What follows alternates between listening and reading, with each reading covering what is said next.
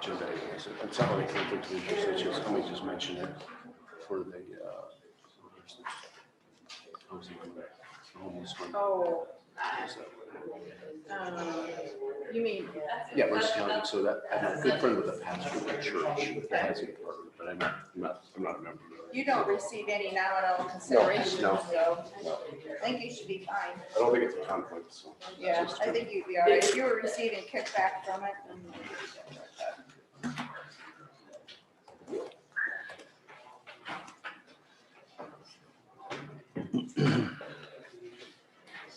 That's kind of neat that I didn't even know that was in the works. Surprise, surprise. Yeah, this is good. I knew they had an apartment in the church. Well, obviously, then you weren't involved if you didn't realize it, so. Let's see, we're sticking straight up today.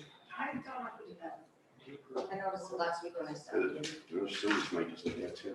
Yeah, both of ours, when I came in I last think week. it's the table wiper still has that patch of dust by that. I don't think it's a table wipers because I don't think the table's been wiped. Well, I don't think they can see it when we get close. All around these on the black, Wind tower, you can see a lot.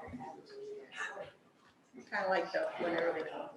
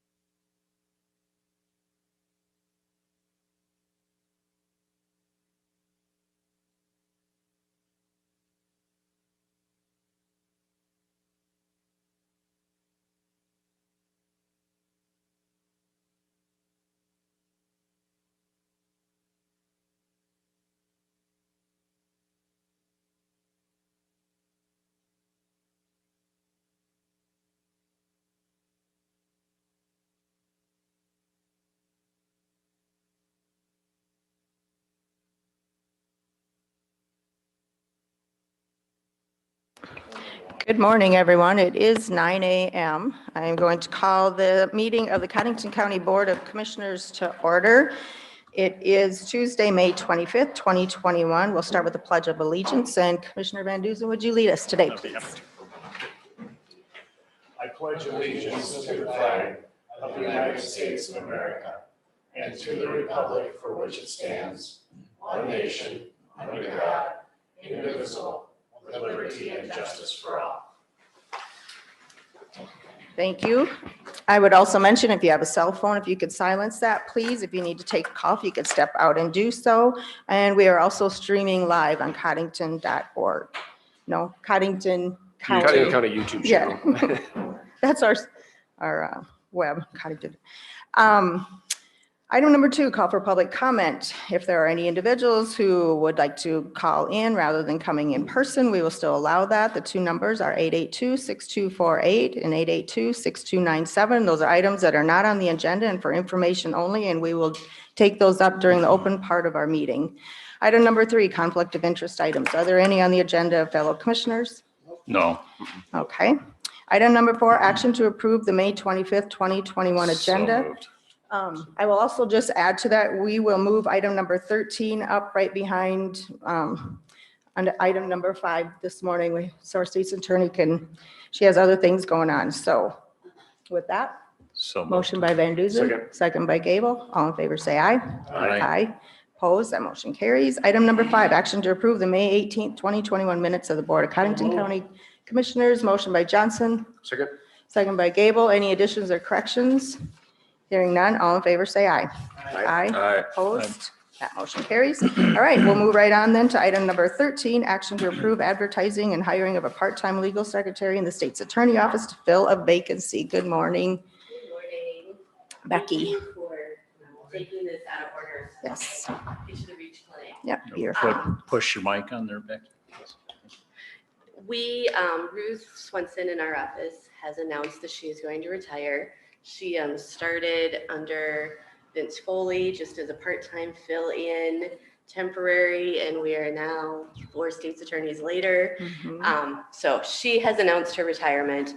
And so I am looking for permission to advertise for a part-time secretary to replace her.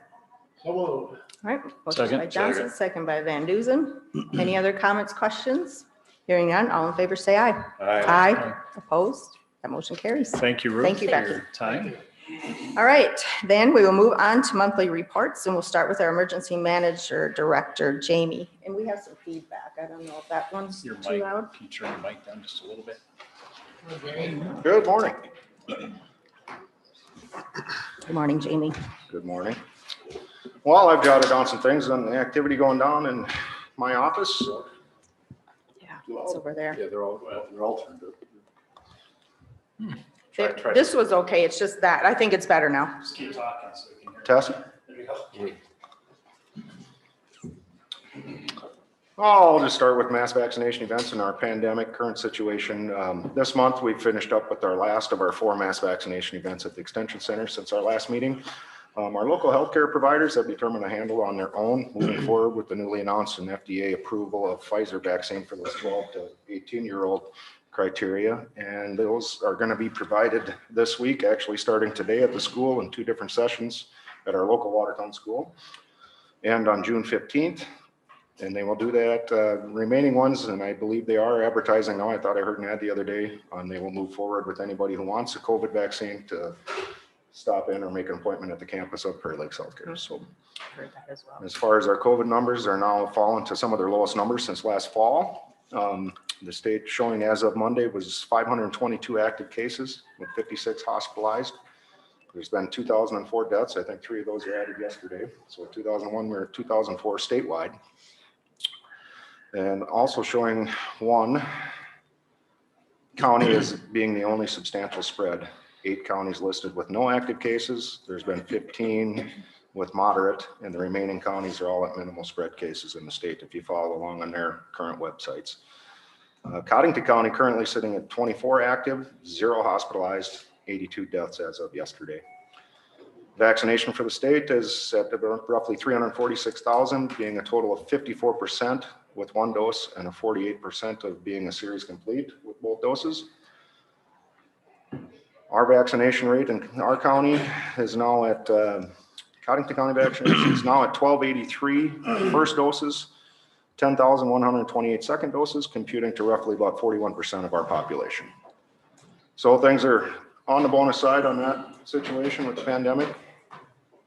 Looking better and better every day. Hopefully we're moving forward with those things. Some of the responses and attendances I've done this month. I've been working hard with the search and rescue team on United Way funding for training, annual funds for training that they usually get. So we went through our preliminary status and grant application process there. Responded to Hamlin County to assist on a Lakewood Ponsett call with the search and rescue team for a stranded boater on April 9th. We've attended EMS appreciation night as well at Lake for Hamlin County on Lake Ponsett in honor of last week's EMF services and volunteers. Also took part in the Watertown Airport's every 3 years they go through an FAA exercise with the city. And so I got invited on that and partook with them along with Sherry as well.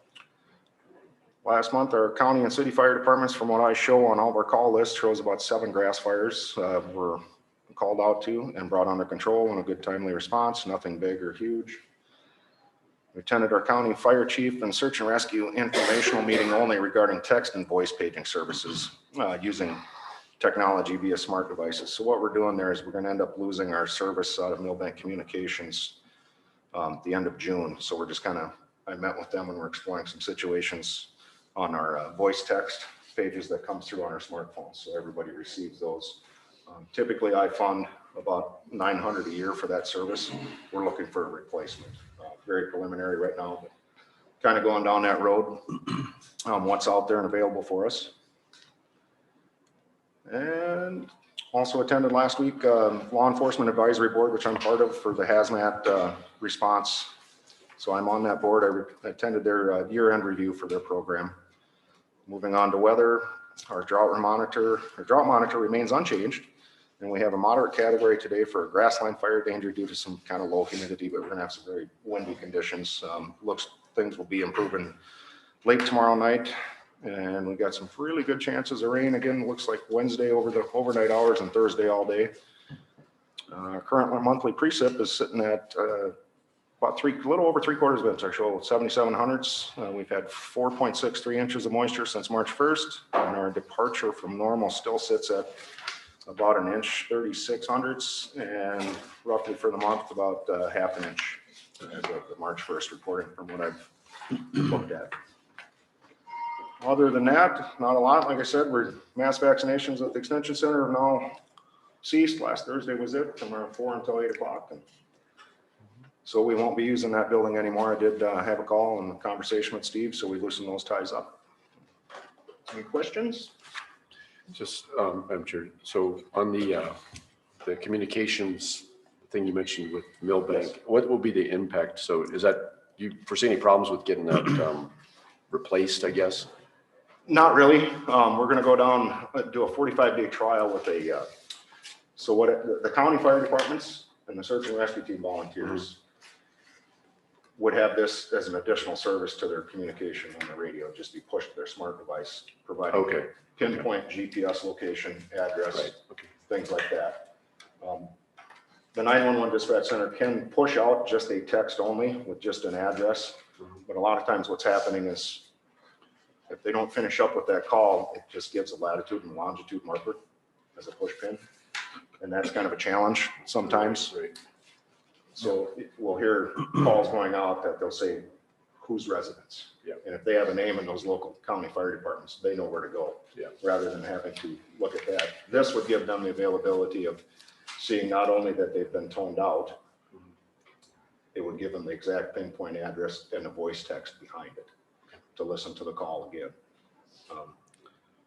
I was looking at aiding that with them if we have to find that replacement, but I'll also reach out to the communication center and see, or if the state guidance could as well be there. Do you know what the name of that is? Who's responding is the one we're going to test drive. Okay. I am responding is currently being used by Wallace Fire. They're happy with it, but there's some features on it that are kind of tech savvy. You have to go to, you don't want to be responding and staring at your phone as you're trying to get to the department. Where when they get that, it just automatically comes right through and they hear it. So What's nice about that is that today's day and age, everybody has a cell phone with them all the time. It does. It's nice to get that duplication. per chance if somebody doesn't have their pager or their radio on them, they always have their phone on. So that's kind of why we're looking at it. Yeah. They get it twice if they're got both working. Thanks for explaining that. Excellent. All right. Thanks, Actually, Jamie. since- Thank you, Danny. Let's just do also item number 18, discussion possible action to pass a resolution to enact a ban on open burning. Don't see a need. I don't. This week, today's the only day we're looking at relative humidities being low and some winds. Categories switch for the rest of the week with those shots of rain. Low humidities will be up. So that Haynes index is going to them low categories starting, looks like tomorrow through Monday, through the holiday. So Very good. from what I've seen, No, I should be good to go. Are you then. ready for severe weather? getting there. Okay, Thought good. we were gonna have some the other Spotters. night. Also, Jamie. Yep. Yeah. Okay, yeah. Item number 16, also you prepared for that one. Action to approve a grant agreement with South Dakota Department of Public Safety for COVID-19 supplemental funds. Is that our LEMPG project? Yeah. Okay, that's a special project on updating 5 more computers for the EOC on a 50/50 grant match. I do have enough money in my budget. There has been a change already in HP computers. We're switching everything up. Connecting Point did contact me. We're looking at about $165 more a computer, but I do have enough money in my supplies and budget, so we should be. I'll make a motion to approve. Motion by Gable, second by Waterman. Any other comments or questions? Sorry, I didn't mean to interrupt you. Were you, okay. Jamie, does that include software and maintenance and stuff? Yeah, see, Maintenance everything down agreement? there now is Windows 7. Windows 7 has gone away. Windows 10 would be the new upgrades for these computers in the EOC. On Good. through the special project money that the state OEM office. So if you remember back this fall, we did the first one, we put a monitor down there on a 50/50 grant as well. We're still waiting on all the computers because of the demand of the data. So, but we should have 10 brand new computers on this second project on 50/50 funds. I'm a shortfall of only $1,620 on those, but that'll be in my budget. So It's a good time to do that. Yeah. That's a good use. we'll see if there's gonna be more with the latest and greatest. Don't have any Windows 3.1 down there, do you?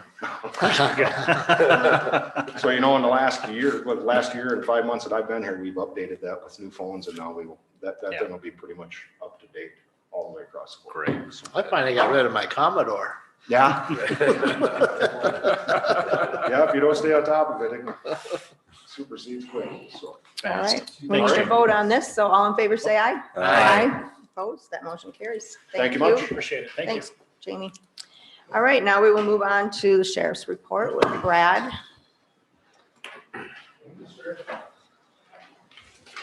Morning, Good morning, Brad.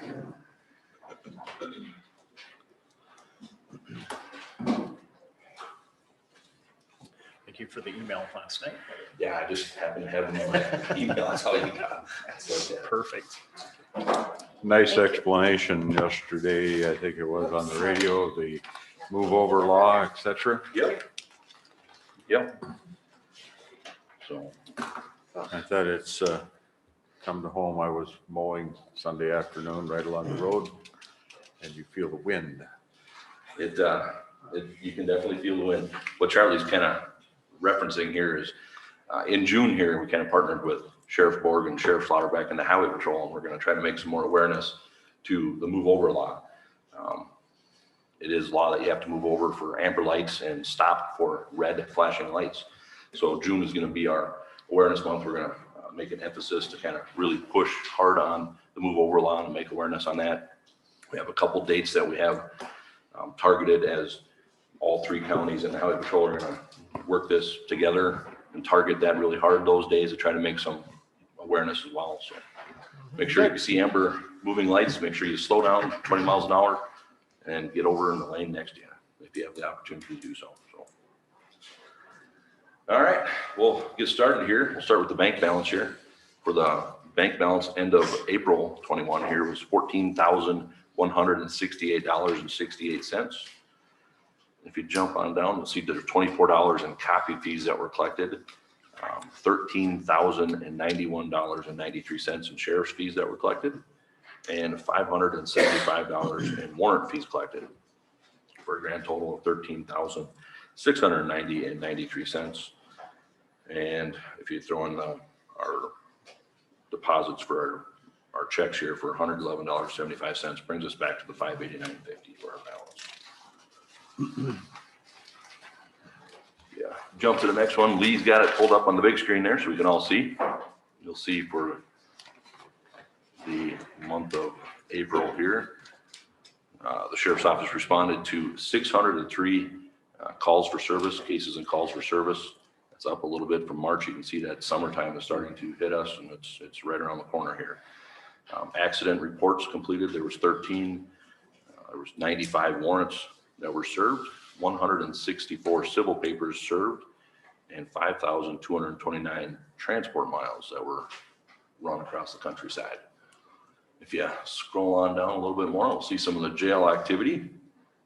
For the month of April, our average daily population was 53.2. Our high average daily population was 58. Low was 48.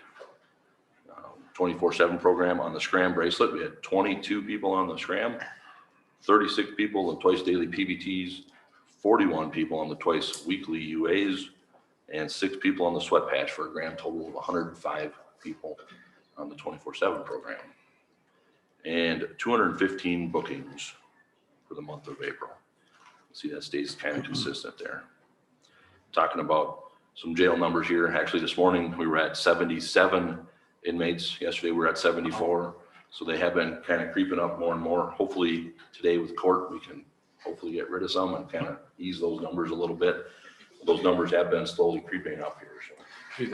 just if I could interrupt, so do you think that was a court thing, or was it maybe the 24/7 kind of getting more, I'm sorry, the what's going on with work release, I guess is the question. As work release, we have 5 people on the work release program as of this morning. So Okay. the 77, like I say, there's people getting brought in. Right, okay. Are the judges beginning to sentence people more to confinement now? that COVID's dying down a little bit. Is that why our numbers are? We're starting to see more people sentenced to confinement to jail versus at home. There's a few little different things that they're working on and doing, so. And some of that too with the work release, it just says those people go through the courts because it's the judges who are authorized to do that. So Yep. I suppose it will take a little while to get that back. Yep. Get that number back where it was. Like I say, last year, couple years here, it seems like we've been seeing a higher number of unsentenced inmates. That's been our population.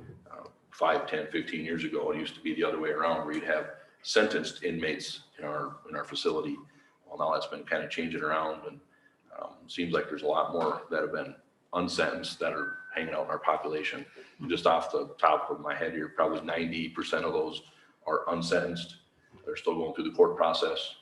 That's why they're being held there, I guess. Maybe repeat offenders that have been out, failed on bond, and they're back in, so not bad. We've taken a couple attempts at trying to get the jail data, to make it hard to the database. It's not perfect, but you definitely see that. Yeah. So. Like I say, we've been working with judges a little bit on that, and our state's attorney trying to keep that process moving and looking at ideas and ways that we can do to keep that going, so. Especially the long-term ones. Yeah. Yeah. So we do have some that have been in close to 3 years now, so. I was going to say, are some of those cases moving through, or are they still Kind of slow. they're lagged in the Still kind system? of slow. Like I say, we did meet with, and Commissioner Gable was involved with that meeting as well. We're going to try and have another one here with our defense attorneys, state's attorneys, and judges, and look at some ideas of how we can kind of keep things rolling a little bit. There's a couple ideas in the works that we. Yeah. And I think It's that's a long time to sit in jail. Yeah, some of the unsentenced, yeah. some of those longer ones, though, it is the defendant, kind of, you're trying to extend it out, trying to avoid going to prison, basically, I think is what's going on. I mean, that's for some of the really long ones. I mean, that's some of what's going on. I guess a lot of the times we have, just last week, we had a guy that wanted to get sentenced so we can go to the penitentiary, so we can get out of our facility and go down there. Does this time serve count or not? That's up to the judge. Oftentimes, the judge will give them time served, but like I say, that is up to the judge, so. And each case is a little bit different, so. Yeah. So 77, we're up there a little ways. Yeah. We'll go ahead and we'll jump on down a little bit more there, Lee. We'll see some of the fees that we collected on the out-of-county contracts. In April, we collected $10,867.56. Work release, you can see that's the first time we've collected anything in the last year. $560, that is slowly starting to get up. Like I said, we have 5 on there as of this morning. 24/7 fees, $7,229 that we collected. And scram fees, we collected $3,612. I was going to mention too, we do have our folks here for the Jdai grant. Part of that too is helping with our juvenile population as far as those numbers being in the jail. Yeah. That's taking care of that Yeah, compared to like I what it say, used to be. We work closely with the Boys and Girls Club and Brooke and on those programs, Jdai. It's a good program to kind of see where the numbers are going. And like I say, we got to explore, see what we can do to kind of keep our jail numbers down a little bit. And it has been helping a little bit. Like I say, it'll be good to see when we get all the numbers kind of put them together and see what the recidivism rates are and see what some of that is. But some of that takes time and we need some data to make that happen too. So. Yes. Good. Absolutely. Looks like That's our all. out-of-county Brad, do you contracts are have pretty any- consistent with other counties. It's Yep. about the same amount of inmates we're Yeah. housing. Like I say, yesterday we were at 74 inmates and 3 of those were out of county contracts. So when we're looking at 74, 77 inmates, the majority of those are Codington County inmates. So. That's actually a little lower than, typically when we were talking about building a jail, that was about just under 10% was the typical out-of-county population. Now it's And even the last couple of years, I'm going to say that's probably been about 5 to 7%. Yeah, it's about half that, yeah. So, The one number that I noticed really it just been creeping up is the transportation miles. And I know you had to go to Kentucky or somewhere, but 5,229, that takes a lot of time and a lot of manpower to do that. Is there anything we can do to slow that down? I don't know. I wish, like I say, people have warrants and there's crimes out there and there's victims and we do have to go get these people. Brad, do you ever go out to Colorado or Chicago? I mean, I'm wondering about taking a flight, if a flight wouldn't be cheaper to go and extradite somebody back. We actually have kind of looked at that a little bit. And by the time you look at, you kind of have to look at the charges for the person and what kind of person that is, if they're going to be an issue on the flight. Yeah. Right, for security. There's a lot of hoops and like I say, by the time you pay and you look at some of that, you'll still have to send 2 people just because you have bathroom breaks and. I think FedEx and UPS should look into that. So. That'd be a good idea. We could ship them. How about an Just Uber thinking. car? Yeah. There you go. Uber and send them down. So. Yeah, no, we have looked at the flights and kind of weighed those out. Yeah. Looked at weighing out at the beginning of COVID, there was down in Texas, we had to go pick somebody up. And it was one of those things where jails weren't allowing us to stay, so we had to do a overnight relay to get them down there. I looked at maybe even chartering a plane locally here to get them down, and the cost was just Too much. It was expensive. Yeah. So. Yeah, just a thought. Also, you all probably noticed article in the paper where it was a lot of these towns are having issues with getting their jail bonds passed and all of these different jails that are going to be shutting down. So where are these people all going to end up going? We have contracts with new counties as well because they need places for their. And that's something that, we weigh here locally. We look at our numbers to see where we're sitting, and like I said, we do have to take care of Codington first. That's our jail. And see, we have a 96 bed facility, and we're looking at 77 inmates. That's full because if Troy and I are in a deal together, a drug deal together, and we're together, we can't be there together because we'll be conversing and trying to have stories. Or if Myron and I have, we don't like each other and we're having fights, we can't be together. So then if you throw in 4 of us, that's 4 different locations in the facility that you have to kind of tie up and try to keep separated. And males, females, juveniles all take up different areas, sentenced, unsentenced, and different levels of crime. Classification. Constant puzzle. Yeah. Yeah, on that, the thing that Brenda mentioned, it was an article in the Argus Leader about. And it was in the public opinion as Public well. opinion. They put it in, I believe, that same one, the same article. So yes, Yeah. it was. They didn't even mention Lake County or Codington County. I mean, they listed a bunch of other ones, but we're all kind of in the same boat. That's kind of a Ours were continuing. earlier. Have you had any inmates from Josh? Has he brought any inmates down to you? I haven't had the opportunity to. So.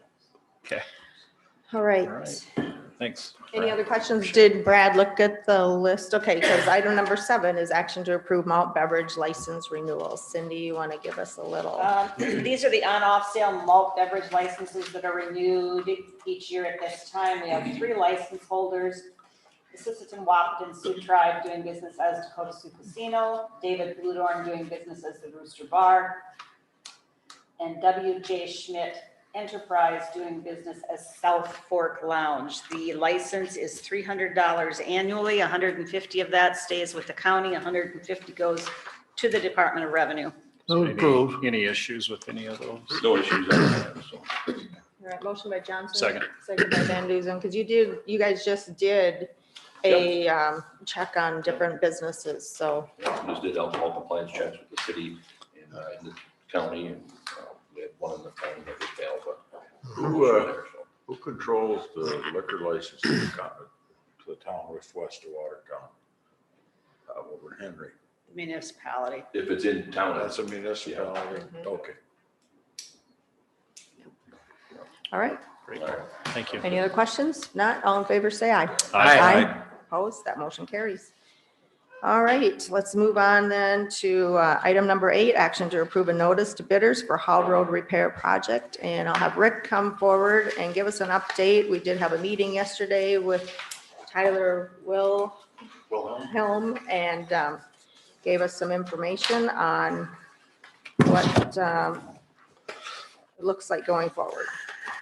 Okay, we received an email this morning from Tyler, and it says the Crown Ridge team has reviewed the 3 changes to the draft agreement provided by Codington County and is working to incorporate those concepts into the revised draft that will be delivered no later than 5/26/21 for the county's review and approval. Also, the Crown Ridge team recognizes the importance for the funds to be available by June 15th, 2021, and is committed to making funds available by that date. I just received this morning. Right. So, That was something we requested. We wanted it in writing, so they sent an email. So they're just trying to decide whether on the funding part, if they'll just send a check to the county or if it'll be an escrow account that we'll be taking out of. So they're trying to work those details out on the funding part of it. Yep. So, and 12 million? the one sheet of paper that I gave you is how Banner has set up for, well, Cindy to send off the notice to bidders. Which is what this agenda item Yeah. is the notice to bidders. Yep, and it gives you No, I- a detailed description on how they want to proceed. So, I appreciate that. We can kind of follow along anyway. yep, and they're doing their due diligence to get that done. Next year, just, we're waiting on them, so. they just have so many different levels of people to go through that it's just time consuming, but Tyler was reassuring that he's going to stay on that to make it be a very timely. We appreciate their working with us and getting this issue resolved. Yeah, and that's part of it Big is, the notice to bidders that we don't have the money in the bank to say, but, It's coming. because the first one that comes in is June 15th. When they send out the notice to bidders for the Hall Road restoration. Because there's a lot of work that needs to be done. So we got to get moving. So this is proposing the bids be due to us on June 15th, so we open the bids June 15th. Yes. Yep. Yeah. Yes, and Waylon with Banner's been very good too on keeping them moving with it, so. Yep, and he's constantly emailing Yes. Tyler and other people with Nextera to get this thing moving, so. And Tyler did have a meeting with his bosses after our meeting yesterday afternoon, and he said if anything looked alarming or whatever, he would let us know. We heard nothing, Yep, and so that was the email that I got this morning that everything was good. everything looked good, so. Is that amount, that 11,484,475, is that still the amount that, Yes, right now, until we get the bids, that could go higher or lower, and that was part of the red line right, okay, changing. So if it came in more, they would put in more money, okay. so. Yeah, we kind of need to get those bids in to know exactly what Yeah, that. because we don't have any idea. Yeah, and it's Final getting cost late is. enough in the year, like, we've all said this should have been done months ago, Mhm. but it's just taking a long time. I'll make a motion to approve this notice for bidders. Okay. Second, Motion by Gable, second by Van Duzen. Any other questions or comments? I think we have a good team working together and it's Yes. moving along, and Tom has been very beneficial having him on the meetings as well. Yeah, So he sits- representation from the state's attorney's Yeah, he office. sets in when we have a Zoom meeting, so if he has any questions, he's there, so. excellent, good. All right. I don't hear any more questions, so all in favor, say aye. Aye. Opposed? That motion carries. Item number 9, action to accept a quote for engineering services regarding water issues in the Long Lake area. I gave those quotes to you this morning. There was 3 of them. One was from IMEG, one was from Banner, and one was from Yule Tag. The low was IMEG at $4,000. Second was Banner at $6,500, and Yule Tag would not exceed $15,973. My recommendation is to accept the quote from IMEG. So Move to approve. Second. Motion by Johnson, second by Waterman. Any other questions or comments?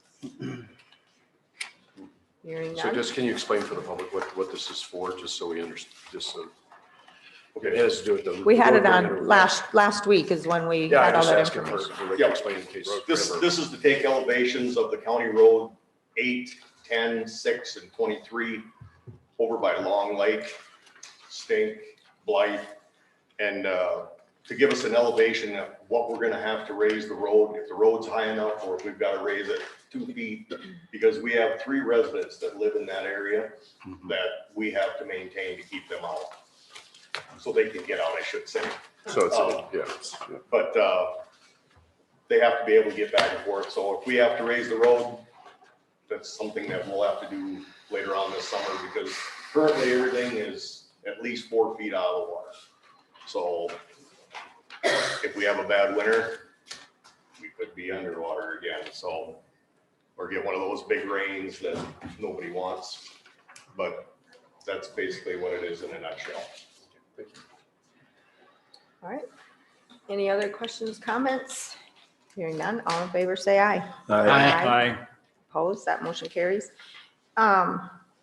Discussion, possible action, item number 10, to approve a payment agreement with NextEra for Crown Ridge 1 and 2 Hall Road restoration. There again, We're waiting. we're waiting, so We'll just have to keep it on the agenda until, I'm hoping by next week, they'll have some of that ironed out, or what is? yeah, you know, we'll have the language hopefully tomorrow, Mhm. and then I'm not gonna guess on when we'll get the money, so. Yeah. I'm just And- hoping it's relatively soon. I think they plan on getting us to it. It's just the method of what it will be, whether it'll be a check or escrow account. I think Yep. that's what they're trying to determine, but it's June 15th was our deadline that we needed to have it. And Wayland expressed that we'd like to have it long before the 15th. Yeah. So, Get 'cause going. that's when the bids Mhm. come in, so. Cindy, is there any preference in your part as far as escrow or the money?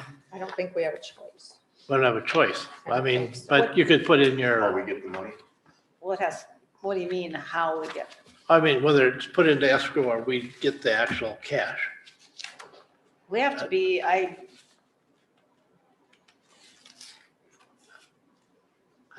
didn't mean to would ask. say cash.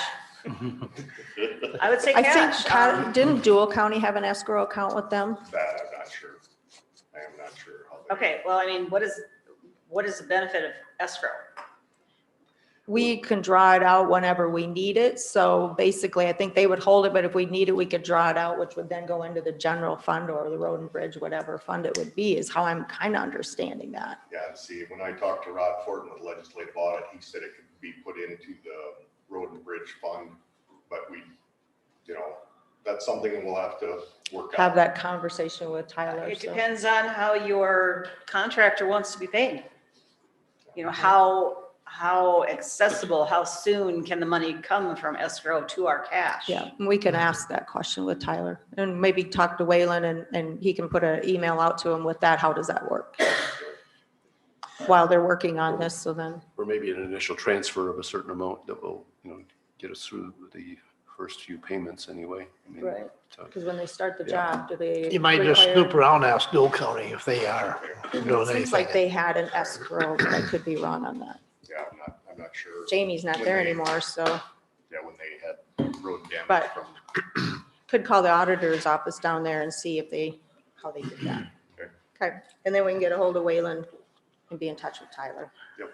Okay, that we would appreciate maybe one method over another. Okay. All right, you'll be sticking around, I think, for new business. I was gonna mention that road out by the campground. Yep, So we'll just do that then okay, and have it in new business. all right. Thank you. Okay, so that one we'll leave on. All right, item number 11, action to approve an application of year 3 JDAI grant. So if our individuals would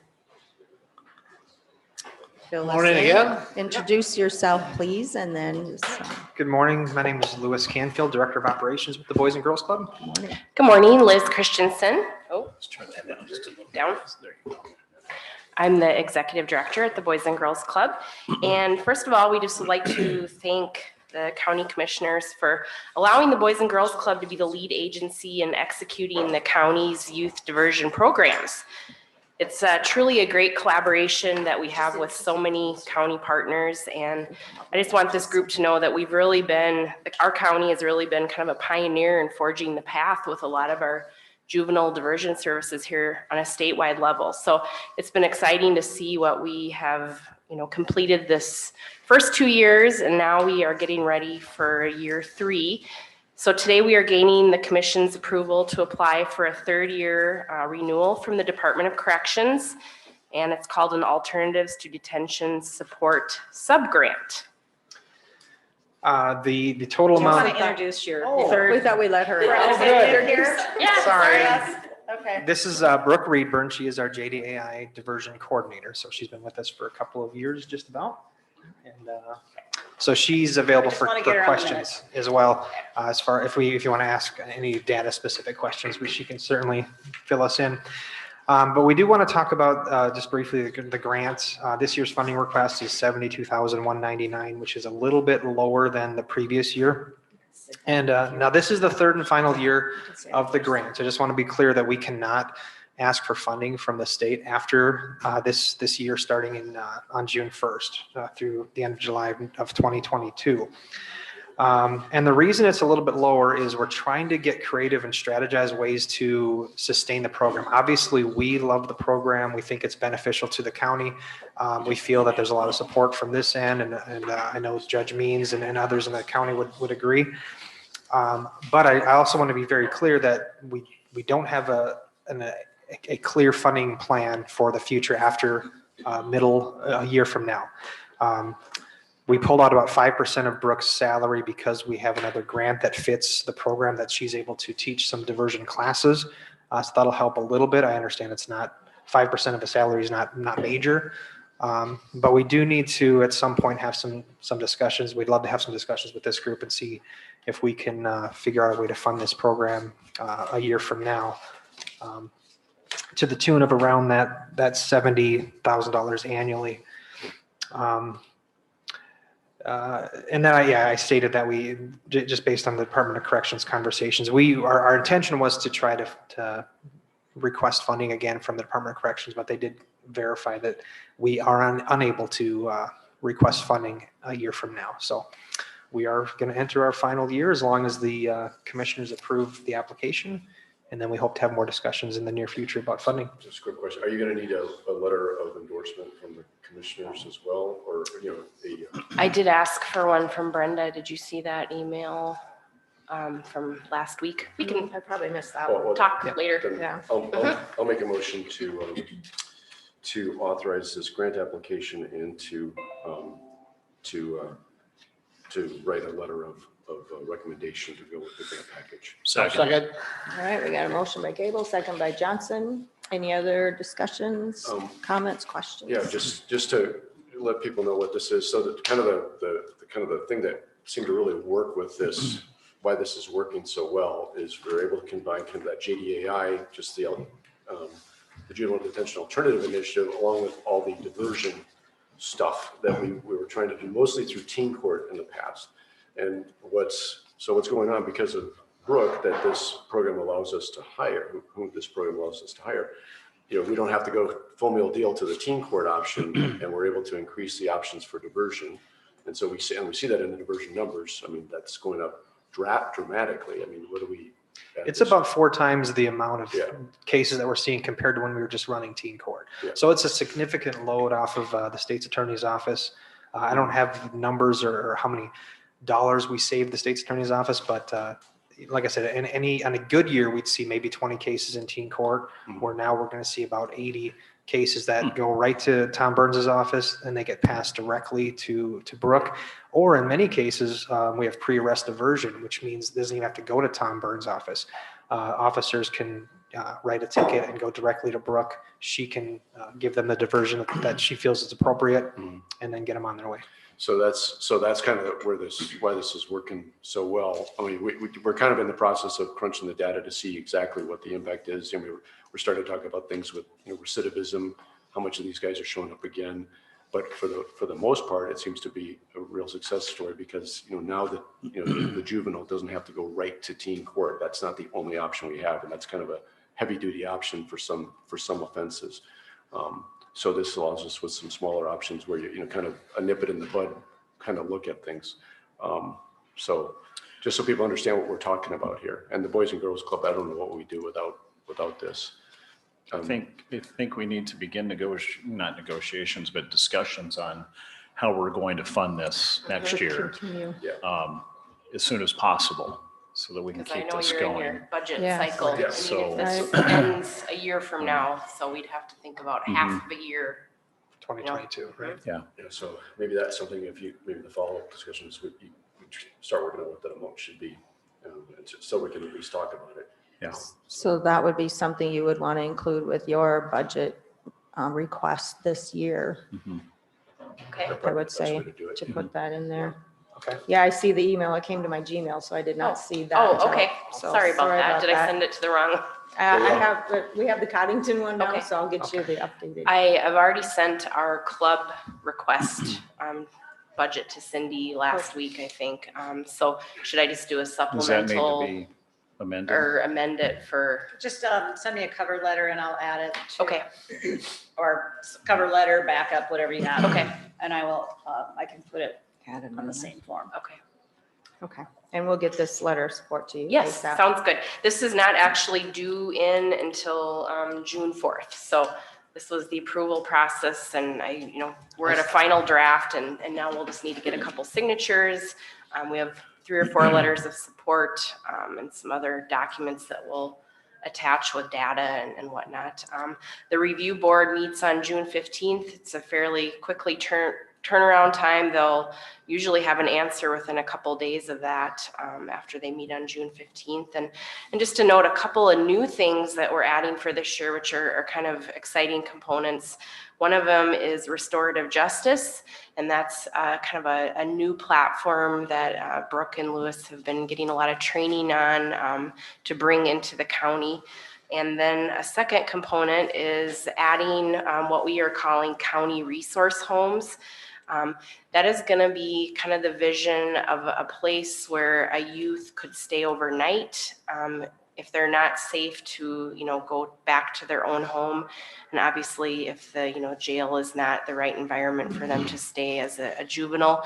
So setting up kind of individual families in town that would be willing, to work with the state and a lot of regulations where a youth could go to spend an overnight or two instead of here in Watertown at the jail or sending them, to Sioux Falls to a shelter care. It's kind of a new model. And we're one of the first counties to kind of be implementing this. And so that's a positive addition, I think, too. to the What program. about CASA, like partnering with them? They have mentors and stuff, so I don't know if that would be something. Yeah, I think, our pool of people that would be qualified to do that would be, current foster homes. CASA is a great idea. Looking at some, religious organizations that might have some people that would care to do that. So I think that's the research part now is identifying the who and then, putting a lot of policies and safeguards into place of how to execute that part. Right. So those are kind of two new components for this next year. Can I just chime in? So that's kind of just what Liz is talking about. It is hopefully it will help us address this challenge. We're not a huge community, so we can't have a permanent facility to drop a juvenile that gets arrested off. So kind of a pseudo foster situation, Yeah. an on-call kind of thing is what we're. An on-call, very economical way to do it too.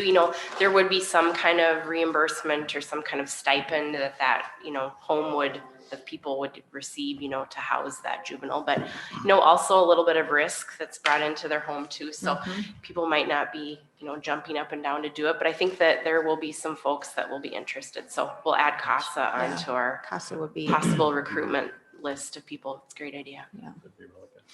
they have those mentors, so they may have. Absolutely. Yep. Brooke, do you have anything you'd like to say? It's just. It's on. I was gonna break out in song, if you guys would stand and join me. Yeah, I guess I'm really excited about the upcoming year. The Restorative Justice program that we're starting is going to be really exciting. It's more of like getting the victims involved in the cases as well. So I feel like that's going to be really good for our community. I'm really excited to start it. I've started ordering paper plates for it. It's gonna be awesome.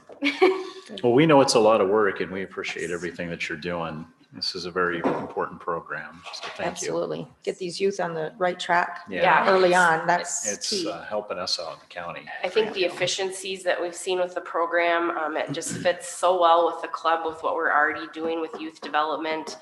We're helping the county. It's just a really good fit for the county and the Boys and Girls Club working together, because I couldn't see the county having this as their own separate, sector. It fits well with a youth agency. So we've been really fortunate to work with you guys and look forward to year 3 and hopefully more after that. All right. Thank you. Thank you for all the work you guys are doing. It helps the community for sure. Yeah. County, community, we're all one. All right. Any other comments, questions?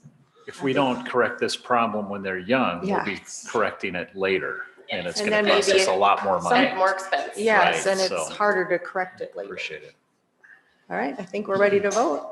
All in favor, say aye. Aye. Opposed, that motion carries. Thank you all for coming. And we will get that letter of support over to you. Yes, absolutely. We have time. Thank you. All right, thank you. All right, item number 12, action to authorize applying for coronavirus state and local fiscal recovery funds. Cindy, you want to mention? Well, per our policy, this is a grant that we are being offered and it takes board action to accept. So I'm looking to the board for authorization to apply for the, I believe it's 5.4 million that is available to Codington County.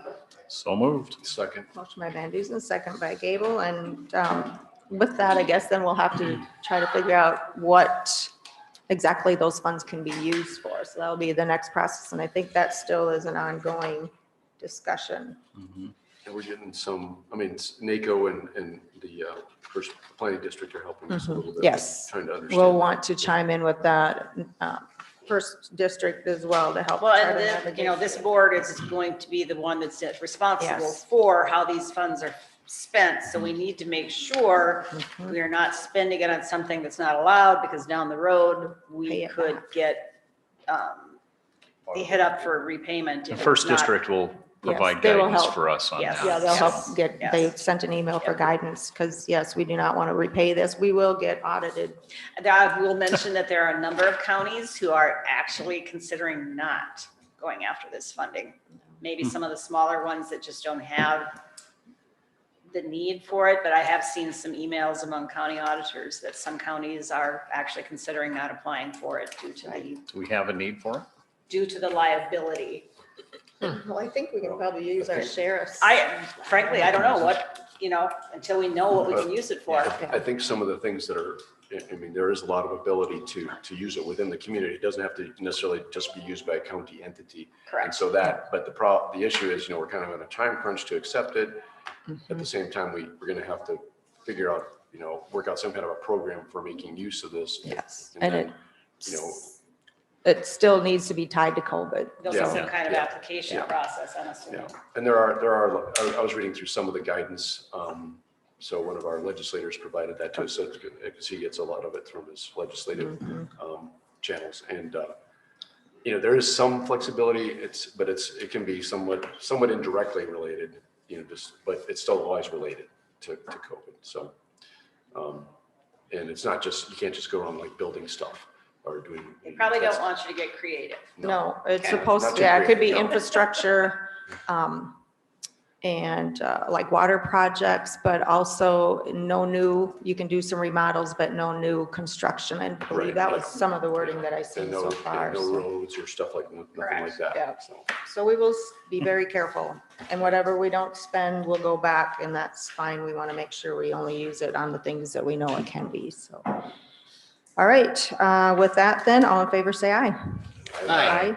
Opposed, that motion carries. Let's move on to item number 14, action to approve a lease agreement for emergency housing for those in need. And Sarah is here, our welfare director, to fill us in. Good morning, Sarah. Morning, Good Sarah. morning. Here is the lease. Oh, Did you I think I Did you I already printed- print them? Yeah, I Why did I printed it print off. them? You said you were going to bring, That's fine. It's better to maybe I me didn't than not print them enough. for I got everybody. that. No, I printed my own. Oh, okay, Brenda printed her own. Okay, I Yeah. did not print them for No, them. you All did. right. I just printed mine. Okay, all right. I knew that Sarah was bringing them, so, Yeah. okay, All right. Nope, sorry, As long guys. as we have yes. them, that's what counts. Okay, thank you. So this is the lease that we had discussed a few weeks ago, I guess. We're looking at one property at that time. That one fell through, and we have since found another one that's actually a better fit, better meets our needs for our community. So it was a good thing to fall through, and this is here now. So this is a lease agreement with the intention that we're providing emergency housing for individuals and families that are homeless in the moment. And so it may be people getting out of jail and just need a temporary place to go until their permanent housing or a safer housing option is found, or families that, for whatever reason, currently don't have a home and need assistance finding long-term housing. The intent of this is that it would be a 2-week place for them to stay, initially up to 2 weeks. If after that 2 weeks they've found another home, but it's not ready for them, that time could be extended until the permanent housing is available. So really to help avoid some of the homeless issues that we've run into in our office, both for families and individuals getting out of jail. So the first agenda item is the contract, and this has been reviewed by Tom Burns. So he's looked it over and made the necessary changes so it meets the needs of the county. The location of the apartment will be in the Hope for Life Church, which is across from Gather. They have an apartment upstairs. It's a 2-bedroom apartment, so it'll work perfect for a family. And so it will be there, but the contract is actually Mainstream Realty actually manages the property. So they're the ones who have. Sarah, did you see my email No. regarding the time, Oh, the payment yes, of the yes, I lease? did this Because, so I think what we would have to do is just pay it the month in advance. Can we do that? I don't know. I mean, So obviously June. it okay, would be so, behind. all right, so this is something that we are going to pay by the month, whether or not, okay, yes. Yeah. Yes, Yeah. so when does, So it starts June 1st, so that one, so June, and I think they'll work with us. okay, because on we that. don't pay bills till the 15th of June. So so if you if we can- could maybe pay June and July's. Sure, And I can yes. contract with. Yes, that's I fine. can Yep, just discuss make that out a with them. voucher that way, and Okay, if they would wait until June 15th, yeah, okay, okay. yeah, I can, Okay, all right, now I understand. yeah, This is not a case by case thing. Yeah. Yes, okay. yeah, so this would be a lease Yes. for the entire year. All right, Oh, it is a typo, thank you. I thought I corrected it, but I must not have saved it after I Talking corrected about the it. So PT. it's supposed to be act with a front, because I scanned it on the PDF scanner and it didn't all scan. Thank you for catching that. And you do have these in the budget, money in the budget for this. Yeah, we do have money in our emergency housing budget Yeah. that would Okay. cover this. Got a question on number 2, on the lease property. Over the end, it says more than 1 week. Did you mention 2 weeks? Well, so that's that's their standard contract. That would be that the tenants couldn't have somebody, so like actually that's not even valid because when we place a tenant, they won't be allowed to have guests there at all. So that actually is maybe an issue that we need to just have that taken out. Well, Because we did add in on, and this is one of the areas that Tom added in.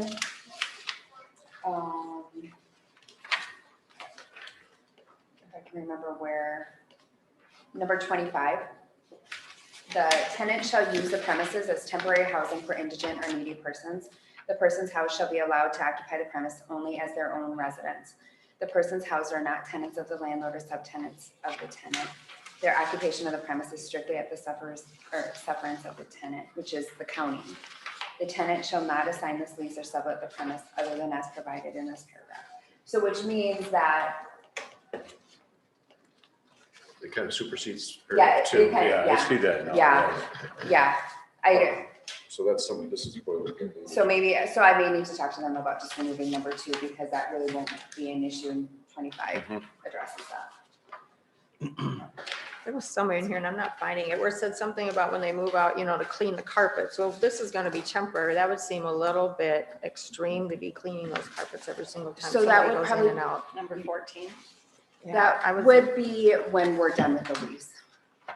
Okay, Because we would be the tenant then, and so when we complete the lease. okay. So the first voucher will have 2 months rent plus a security deposit. Is that right? Well, we're in conversations with ICAP about whether or not ICAP could cover the security Okay, deposit. all right. So Okay. that's, All right. yeah, that's to be determined. Okay. So this needs a little more work.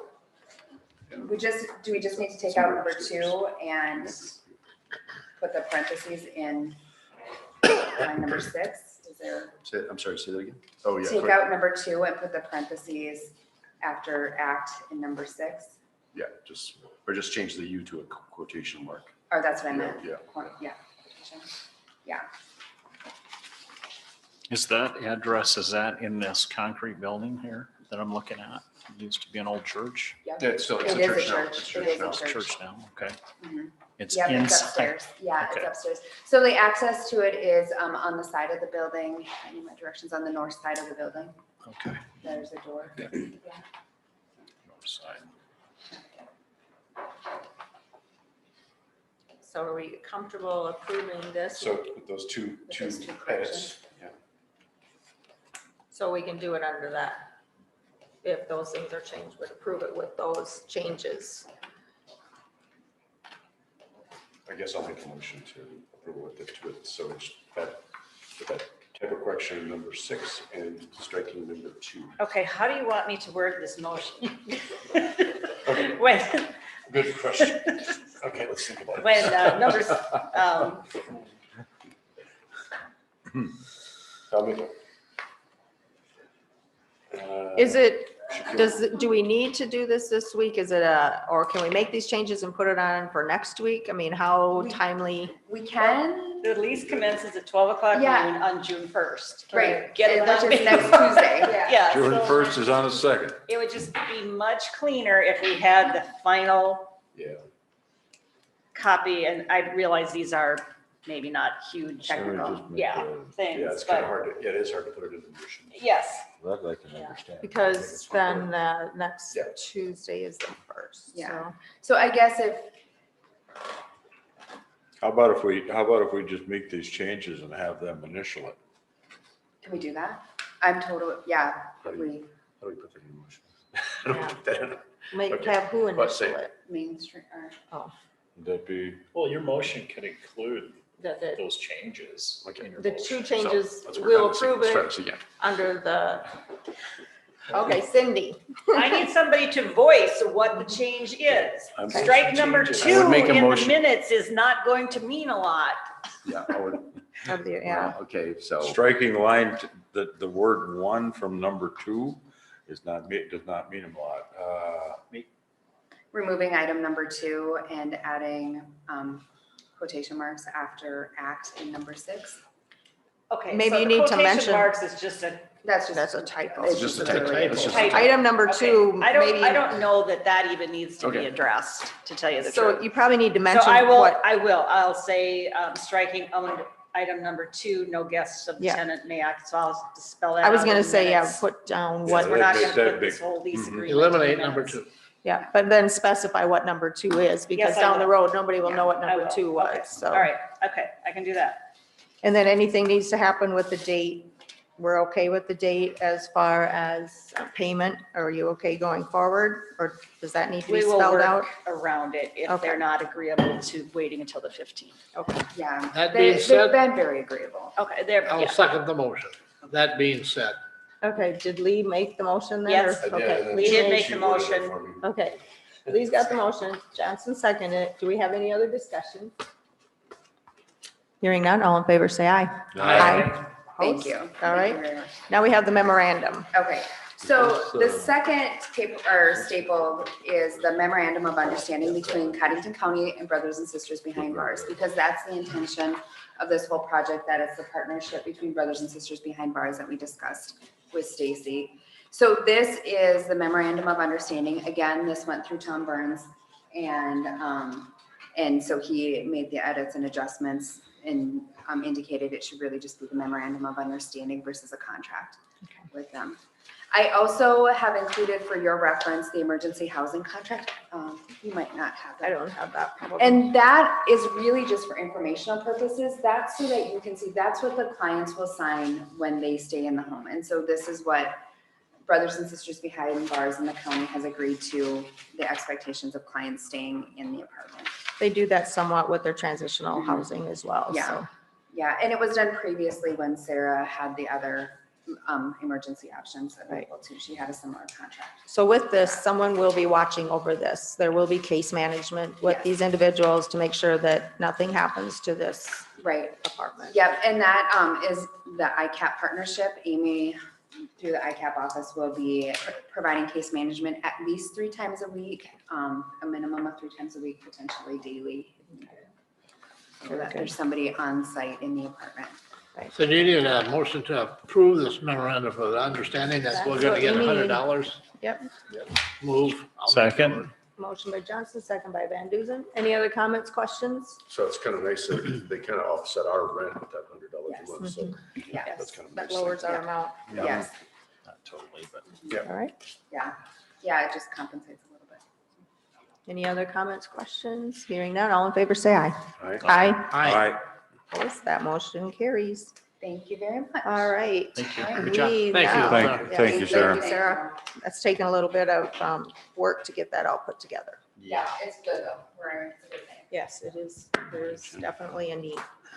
Thank you. Thanks. Thanks, Sarah. All right, item number 17, discussion, possible action to establish an implementation process to transfer current employees to the newly adopted pay scale / schedule. And I think, does Natalie want to come up in case we have some questions? And we will go through this. I don't know, Lee, do you want to? Yeah, I can put it up on the screen. I can explain a little bit and then I might have some questions from Natalie. So essentially, we approved a pay scale last week based upon what the consultant, our compensation and classification study consultant recommended. So that was, if you recall, I think it was Appendix A, I think, to that report. So bringing our pay scale from who knows how many pages down to 4, and with the 12 steps instead of a variety of different steps depending on the pay grade. So this just states, also follows another recommendation in that report on how to implement that, how to move people, employees who are currently on our current pay scale onto the new pay scale. So in a nutshell, the draft of this policy draft or process draft basically says that if an employee is at a certain pay grade now, and this is their wage, then they move to the next highest spot on that pay scale at the appropriate pay grade. So the next highest step on the pay scale so the idea is you don't want to go under. So it can be the same, or maybe it's just a penny higher, maybe it's a couple dollars higher. Also, I should mention that if they are getting an education incentive, that is included in their current pay. So that's the basic idea. For employees over 20 years. I think that thing needs to be turned down again. It's your, just go ahead.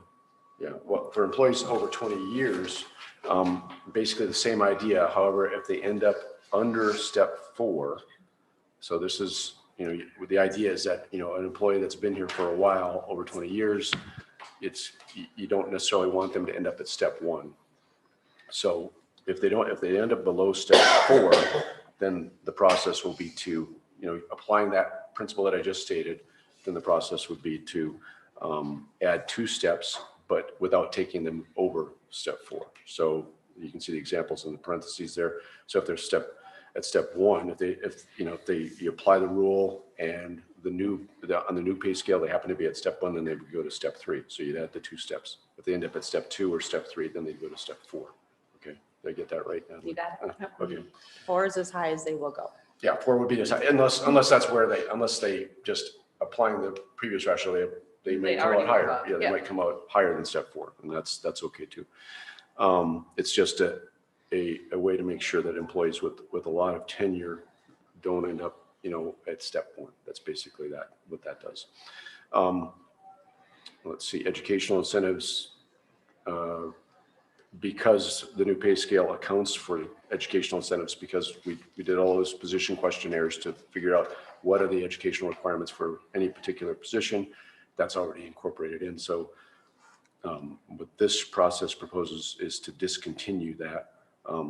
So as of August 31st. And oh, by the way, the start date for all this will be September 1st. I should have mentioned that up front. Let's see, step increases. So but as of July, let's see. Okay, if as of July 1st of this year, somebody has not received their step increase and they will be due for one by the end of the year, they would just go ahead and receive that when this is implemented on the 1st of September. Did I get that one right? Or We'll do did I the step increases first. Okay, we'll do those first, In just for July. in July. Okay. so I And then didn't we'll get that place right. them on the new scale after they've gotten Right, this okay. year's step increase. Okay, thank you. Yep. Yeah, okay, so the idea is that we do, in years hereafter, we do that, just do all the step increases will be 1st of July every year.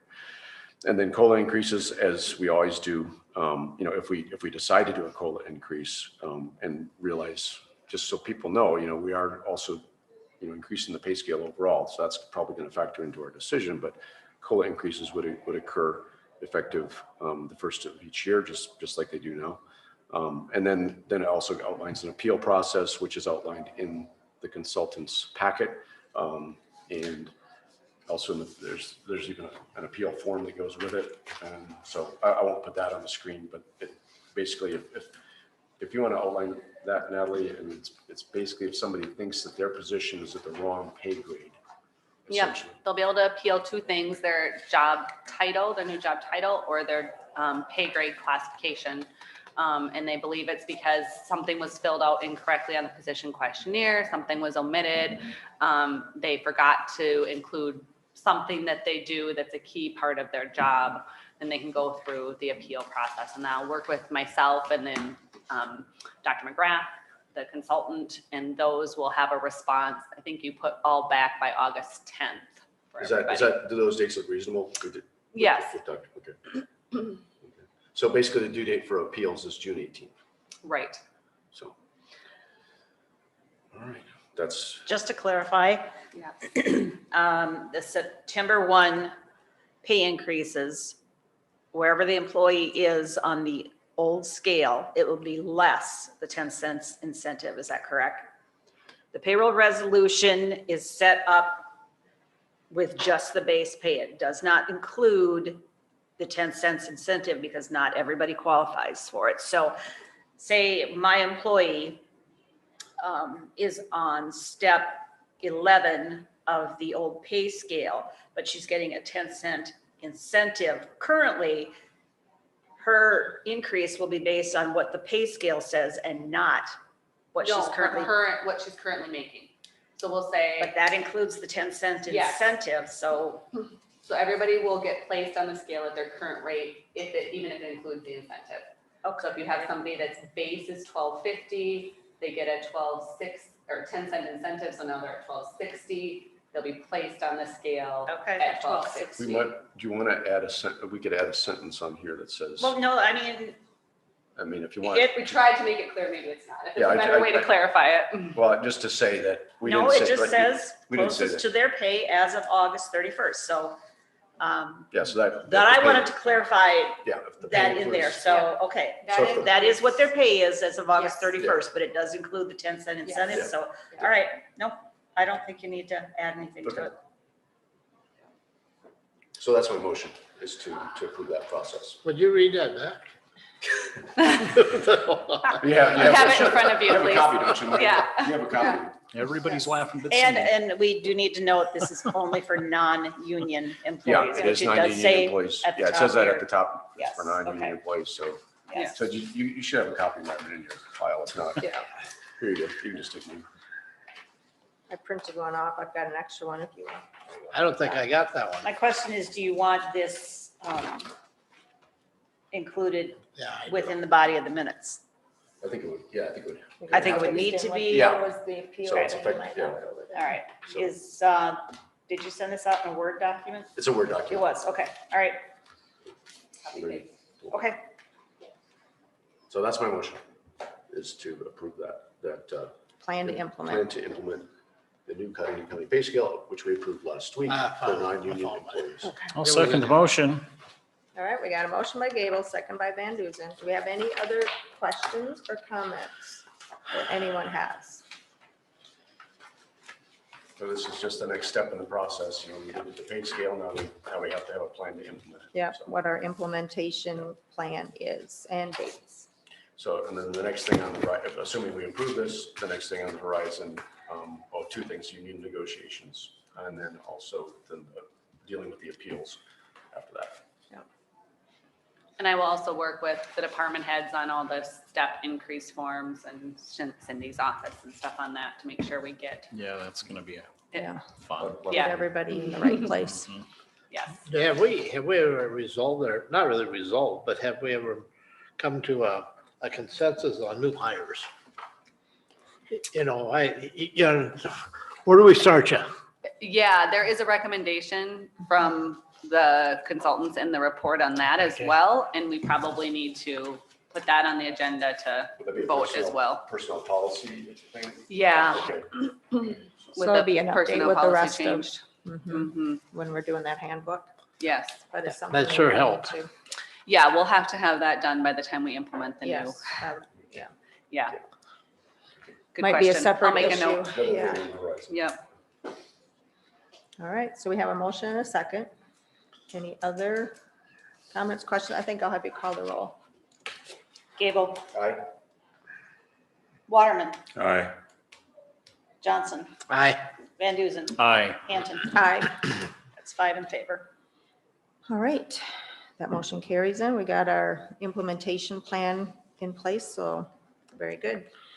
Item number 19, we still have things to do yet. We'll have to work on that maybe going forward on action, COVID-19 practices, procedures, policies. Yeah, I have a few We have a- recommendations. We I do have an guess. item in there that came up yesterday on employees traveling out of state I when they know. come back. Okay, That all one? right, is that, Yes. all right. Yeah, so do you want to talk about it a little bit here and see? Sure. I mean, I know we haven't Yes, and then we can put it had on. much time to discuss further, but yeah, there was 3 things that I was thinking we need to probably remove that we have currently. One was as Cindy pointed out, the employees traveling out of state. The current personnel manual says that when they return, they need to mask for, I think it's 72 hours. Yes. And so I would recommend that, given our numbers and where things are at, we remove that. There's also, I believe, still wearing masks between offices. Right. Is still something. I would also say we could remove that at this time. And then some of the department heads are still doing the regular temp checks, I know, with their employees. They had the form, and I think we're okay to remove that as well. Can make a motion to accept those recommendations. All right, motion by Second. Gable, second by Waterman. Any other discussion? Hearing none, all in favor, say aye. Aye. Opposed? All right, we'll get those taken out. Okay, thank you. Thank you. Thank you. Okay, let's move on then to item number 20, action to approve claims for payment. All right, the first set of claims to approve are the May salary claims, which are in the amount of $583,727.32. Nothing out of the ordinary there. You have approved all the new hires that are listed in here, and all the step increases that are listed here have also been approved by the board. Motion to approve. Motion by Gable, Second. second by Van Duzen. Any questions, comments for Cindy? Hearing none, all in favor, say aye. Aye.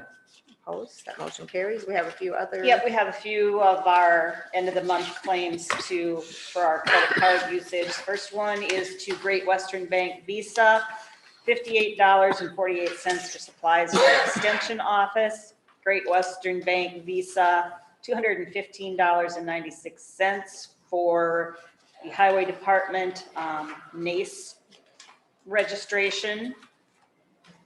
Emergency management, Great Western Bank Visa, $70.70. These were, I think, primarily, a lot of it was supplies for the vaccination clinic. Great Western Bank Visa, $1,579.33 for the state's attorney for supplies, and emergency management for miscellaneous supplies. Visa Reliabank, $774.89. That was for the commissioner's renewal for Zoom. Auditor's office, we ordered personnel folders from HR Direct. And then the nurse's office also ordered supplies for their office for $504.72. And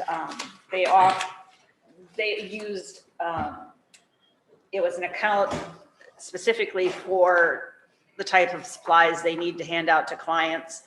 And it was a site that was only available online, could not buy this stuff locally.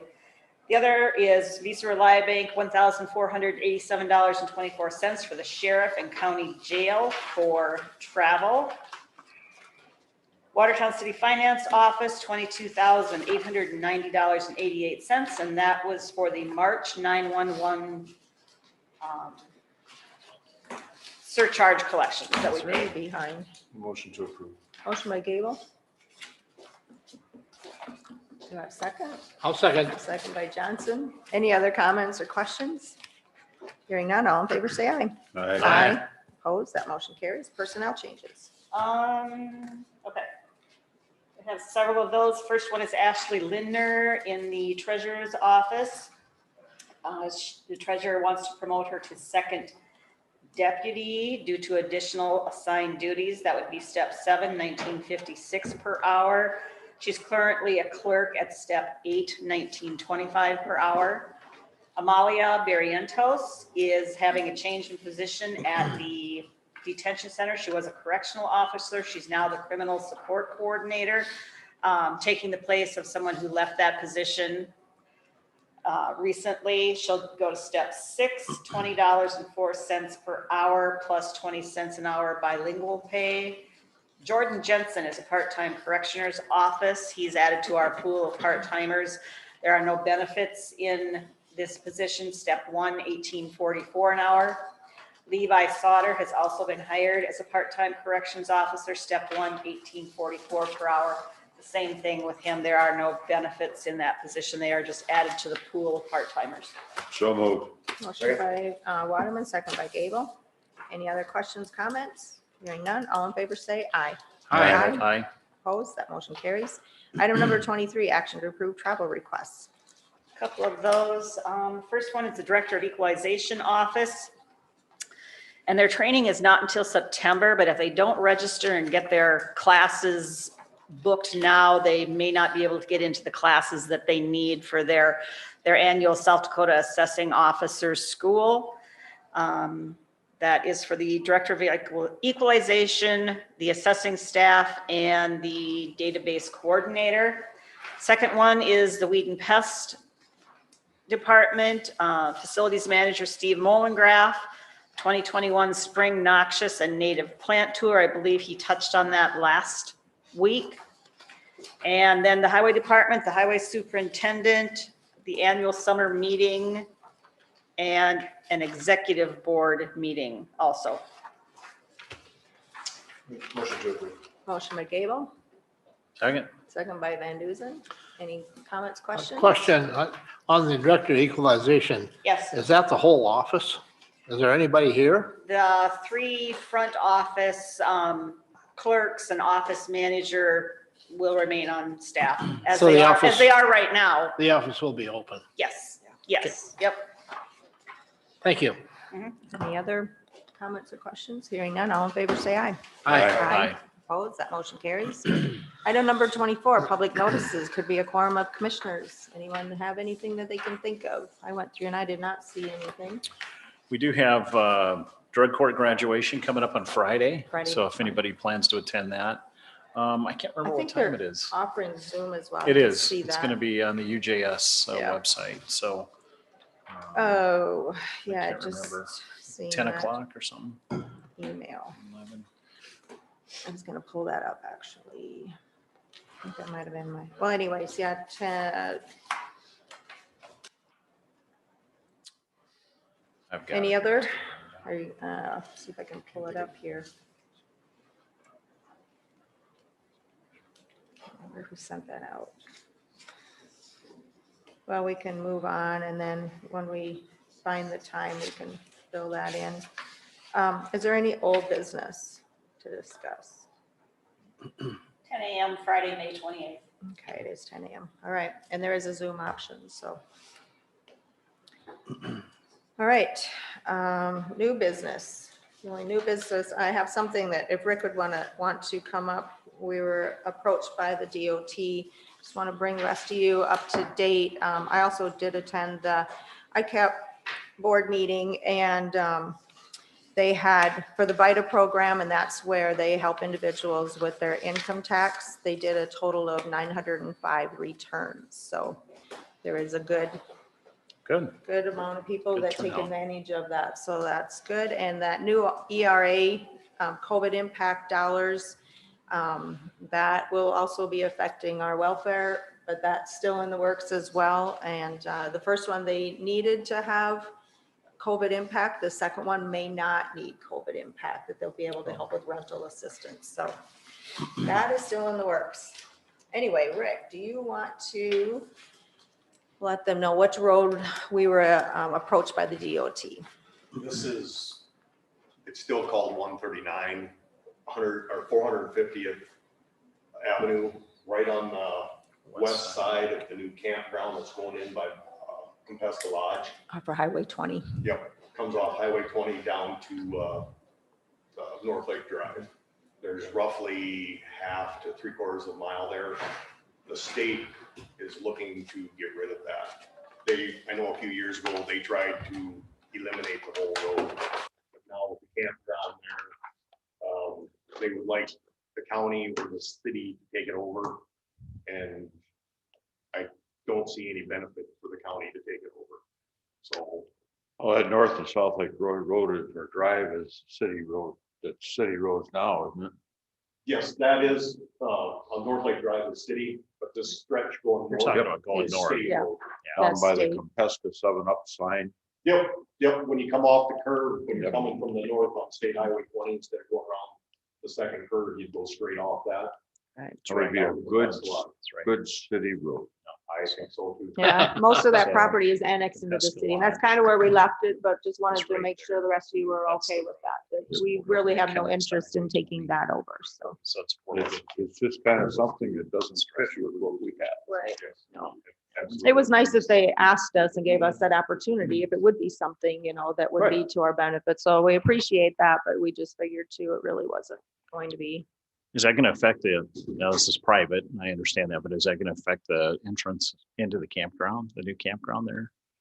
Are they gonna, That would be do you know where that's at, that entrance into that I'm not campground? sure where the entrance. It's not I gonna would come off of imagine Highway there'd be one 20. off there.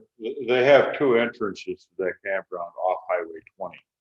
Is that, I'm I not don't sure know. where the entrance is. One towards the east and one towards the west. I think Okay. DOT will work with the city or maybe that contractor. So they just wanted to know if the county wanted any interest in it. We really don't. That's kind of, and the rest they'll work out with those other parties. So that will be whatever decisions they decide to do. But they were just asking us if it was something we wanted to take over, so. It's almost a road that in the wintertime we could put clothes on it, so we wouldn't have to maintain it. Yep. All right. Any other new business? Just wanted to, It keep is you kind on of the nice loop. having that cut through there, though. 'Cause that saves you a trip all the way down to the water tower and then back around, Well, it does, It's- but when you come north off that road, you have to look to the right. It's kind of a It's a bad bad, corner for you to look over to the right, and it's easy to miss traffic coming from Yes, going west. coming from the south going north, it's a bad. It's on a curve, yeah. Plus, I Right on that believe curve, so. there's a bridge that needs repair, and so there's some work that needs to be done. It's gravel now. No, it's oil. It's asphalt. It is asphalt. Okay. And they figured probably about $500,000 for repairing on the bridge or doing some work there maybe, so it'd be a little spendy And there's project. no residences along there at the present time. No. All right, What's the process if the city doesn't want it and the county doesn't want it? I don't know if the state can get Well, rid of see, it then. They tried a few years ago to just eliminate that road. And I know there's probably a law somewhere that says what is allowed to be done. I'm just wondering if we know what it is, so we're prepared. I'm not sure, so it's something we'll have to. And check that's, into. yeah, the state, I mean, obviously if they tried it before, they weren't able to, so. I don't know what happens. Yeah, that's a good question. All right. Anything else? I don't Thank think we you. had anything for the open. Yes, thanks. Rick. We have, I do have something for the open. okay, go ahead. Has the Planning and Zoning Commission had any discussion in terms of marijuana regulation? That will We're be, yes. Going in to be the dealing works. with that Yep. come July 1st, and I think Yep. we should probably. We will be getting a temporary ordinance in place. There will be a joint meeting. Joint. Yeah, we joint will meetings. be No pun moving intended. forward. Yeah, oh, I didn't even think of that. Coming right up, it will be with the city. I believe it might be, I'm not Okay. gonna say the date, but that's very soon. It will be in conjunction with the city's planning and zoning meeting. Couple of us will be in person, the rest will be by Zoom. And yes, to get that implementation of that in place before July 1st. Yeah. So that is in the works. I just wanted to make sure we were working on Yeah, that. so it'd be good when that happens, that everybody get in, because we will do a joint meeting for everyone so that everybody is part of that process. And that would be a temporary action Yes, because because- ultimately we don't know what. The is gonna state, happen with right? the state. So we'll have this in place temporarily until, is it by October 3rd, October 1st? I think? Yes. We will need to have a temporary or a permanent. So this is just temporary till the state decides what those guidelines will be. And this is a public forum and to bring up something for people to be aware of. If you have or apply for a gun on federal form 4437A, and on line 7, if you put down that you are a drug user, you are automatically excluded from buying a gun. Yeah, that's actually true. I did a news story with one of our representatives in South Dakota. On that form, it asks you if you are a user of marijuana or any narcotic, or I can't remember the exact verbiage, but it's Some that. illegal drugs. But there's also a line under there that the federal government has added that says that medicinal marijuana is no excuse because it's still illegal at the federal level, even though the state of South Dakota has authorized that. So if you check yes on that form, your gun application stops at that point. You can't purchase the firearm. But if you check no and you are, then you're looking at 10 years and a $250,000 fine for lying on your application. Right. So basically, if you are using medicinal marijuana, you cannot purchase a firearm. So That is a federal felony.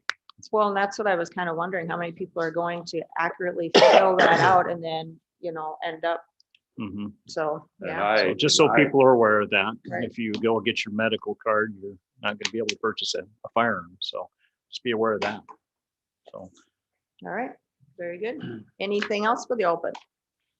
I do believe we have a reason to go into executive session. I know one is under personnel.